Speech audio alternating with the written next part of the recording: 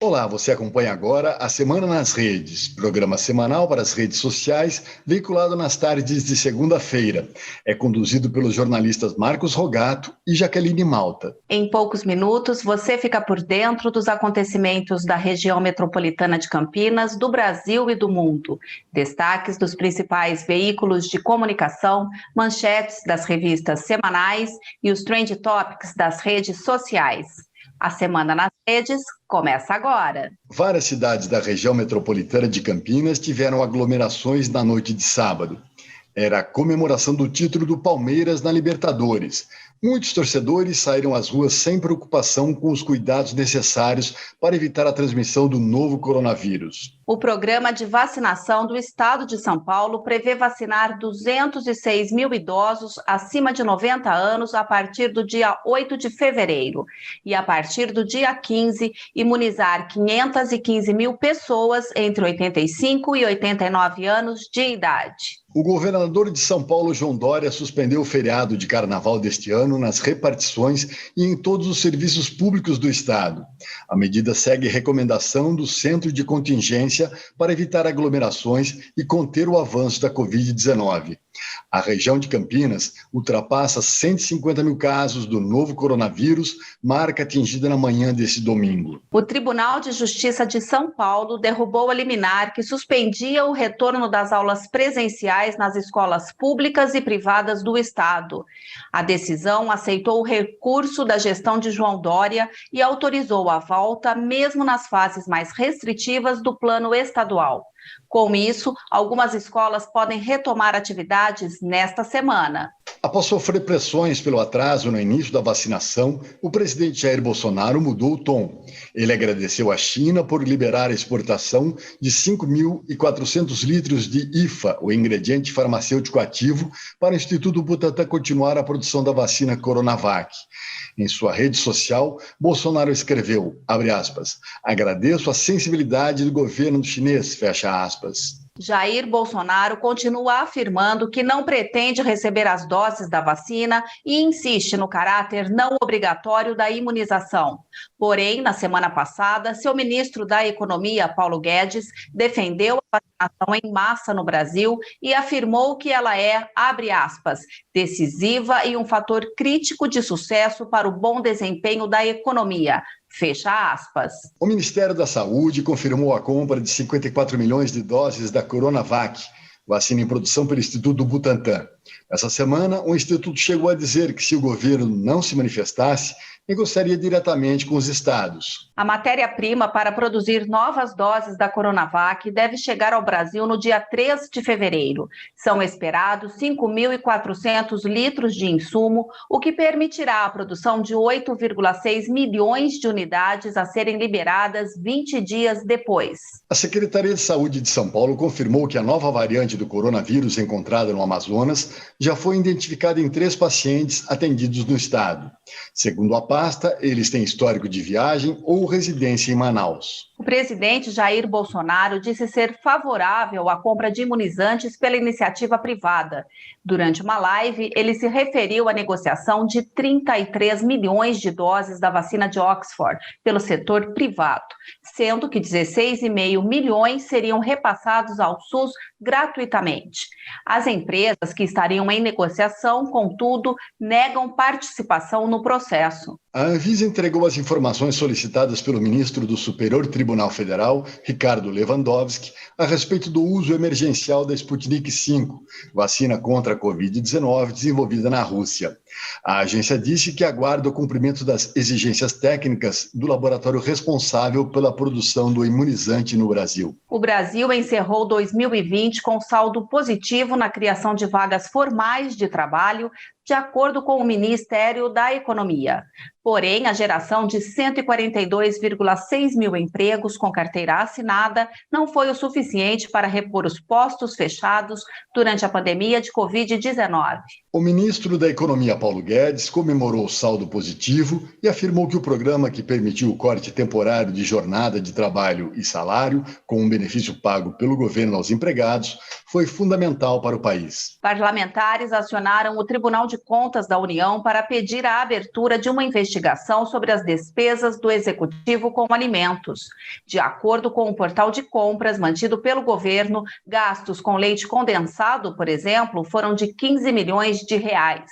Após repercussão negativa dos gastos do governo federal com alimentação, o Ministério da Defesa justificou que a aquisição de altas quantidades de leite condensado para as Forças Armadas se dá pelo potencial energético do item. São 370 mil homens e mulheres que realizam refeições em 1.600 instalações militares em todo o país. O presidente Jair Bolsonaro reagiu às críticas que tem recebido pelo gasto de 15 milhões de reais com leite condensado. Em almoço que reuniu ministros, aliados e cantores sertanejos em uma churrascaria de Brasília, o presidente atacou a imprensa com xingamentos. O pagamento de salários para servidores e de outras despesas do governo federal pode ficar ameaçado pela demora na aprovação do orçamento. Se toda a tramitação for cumprida, a perspectiva de aprovação é só para o mês de abril. Até lá, o dinheiro disponível para pagar os funcionários já terá acabado. Na mira do Superior Tribunal Federal por sua atuação no combate à pandemia, Eduardo Pazuello está enfraquecido. O ministro da Saúde é alvo de inquérito que investiga possíveis crimes de prevaricação e improbidade administrativa. Essa semana descobriram um mega vazamento dos dados de 223 milhões de CPFs brasileiras, número maior que a população do país, pois até pessoas mortas tiveram seus dados revelados.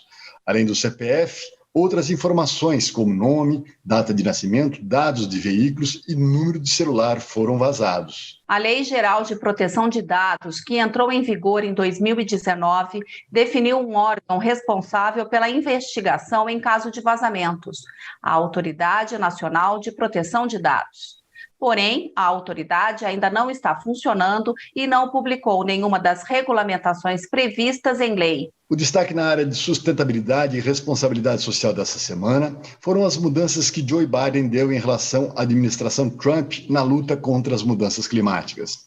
O país regressou ao Acordo de Paris e conheceu uma série de decretos assinados pelo novo presidente para reduzir as emissões derivadas do consumo de petróleo, gás e carvão e ainda aumentar a produção de energia eólica. A proposta de Biden desestimula a indústria petrolífera e cita a proteção da Amazônia. Das notícias internacionais, destacamos que o governo português suspendeu todos os voos com origem ou destino ao Brasil. A medida vale de sexta-feira passada até o dia 14 de fevereiro. De acordo com o Ministério do Interior português, a piora da pandemia e a detecção de novas variantes justificam a proibição. A Organização Mundial da Saúde alertou que a variante brasileira, a P1, já está em 8 países. Na Itália, a coligação que estava no poder desde setembro de 2019 deixou de apoiar o primeiro-ministro Giuseppe Conte, que pediu demissão. Ele tentará encabeçar outro gabinete, mas a saída coloca o país em nova crise institucional para formar o quarto governo em 4 anos. A boa notícia da semana é que a Johnson & Johnson anunciou na sexta-feira que sua vacina contra a Covid-19 apresentou 66% de eficácia em prevenir casos moderados e graves da doença. Se forem considerados apenas os casos graves, a eficácia sobe para 85%. A farmacêutica não anunciou a eficácia global, mas afirmou que a sua vacina funcionou contra a variante do coronavírus encontrada na África do Sul. Em Campinas, a vacina foi testada em cerca de 400 participantes, com estudos realizados pelo Hospital da PUC.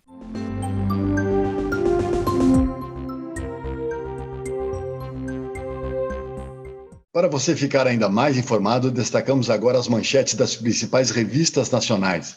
Começo pela Veja, que essa semana tem o título Fazendas Verdes. A reportagem mostra que não é verdadeira a imagem que se tem lá fora, que o agronegócio brasileiro é terrivelmente devastador para a natureza. Isso pode ser verdadeiro em alguns locais, mas há uma maioria de fazendeiros cientes do valor, inclusive comercial, de praticarem a sustentabilidade. Na Veja São Paulo, fase vermelha. Sem fiscalização adequada, aumento de restrições não é eficiente. A revista alerta que festas clandestinas e aglomerações continuam a acontecer tanto no centro quanto na periferia. Na revista Época, a fome é espreita. A matéria reporta que, com o fim do auxílio emergencial, a miséria volta a assombrar o Nordeste e dilapida o apoio a Bolsonaro. Na revista Cruzoé, o título é Vergonha.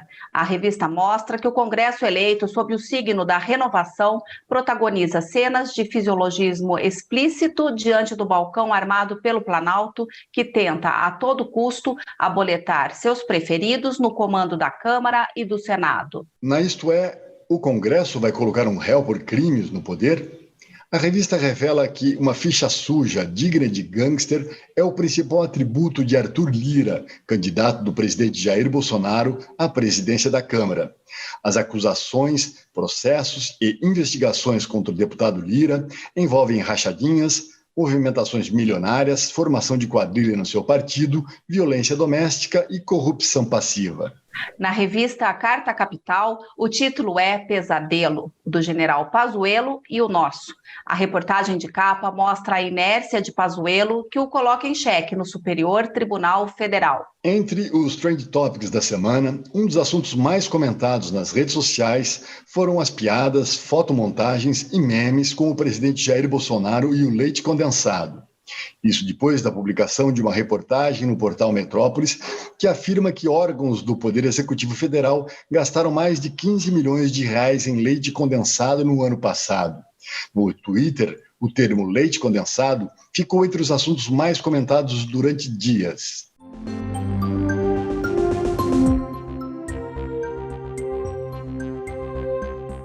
Agora você acompanha nossos comentários sobre assuntos que tiveram repercussão durante a semana. Os países de baixo e médio rendimento têm dificuldade em deslanchar a campanha de vacinação contra a Covid-19, seja por falta de recursos ou pelos preços exorbitantes.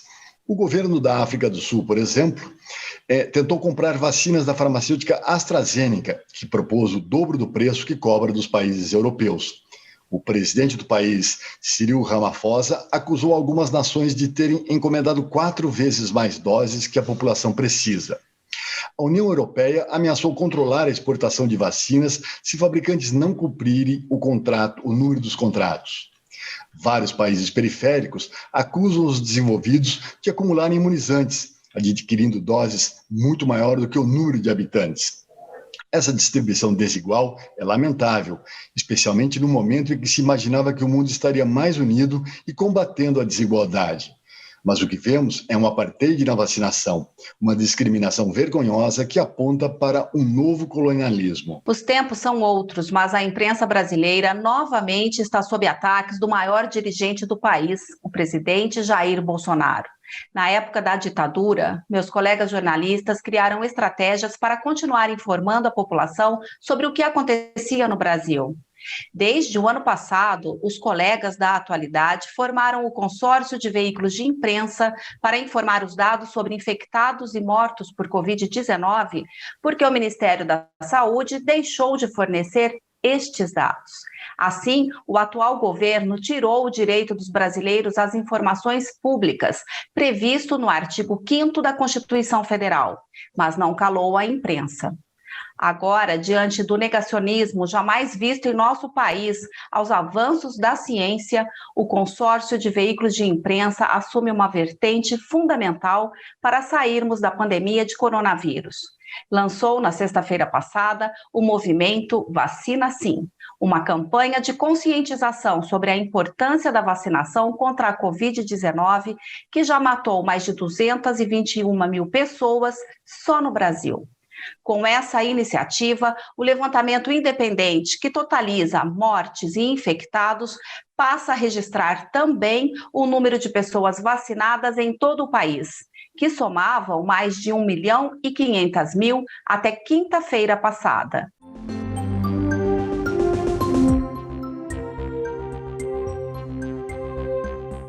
Agora, antes do final, temos o quadro Calça Curta. E quem foi pego de calça curta nessa semana foi o presidente da CPI das fake news bolsonaristas. O senador baiano Ângelo Coronel recebeu sinal verde do Palácio do Planalto para direcionar 40 milhões de reais de recursos extras do orçamento para obras em seu reduto eleitoral. A verba consta da planilha informal do governo, obtida pelo Estadão, que registra um repasse de 3 bilhões de reais a 285 parlamentares. Isso nas vésperas das eleições para a presidência da Câmara dos Deputados e do Senado Federal, que ocorrem hoje. Este foi um resumo dos principais fatos jornalísticos da semana. As fontes de A Semana nas Redes de hoje foram Correio Popular, CBN Campinas, A Cidade On, G1 Campinas, Folha de São Paulo, Estadão, UOL, Twitter, Euronews e as revistas Veja, Época, Isto É, Cruzoé e Carta Capital.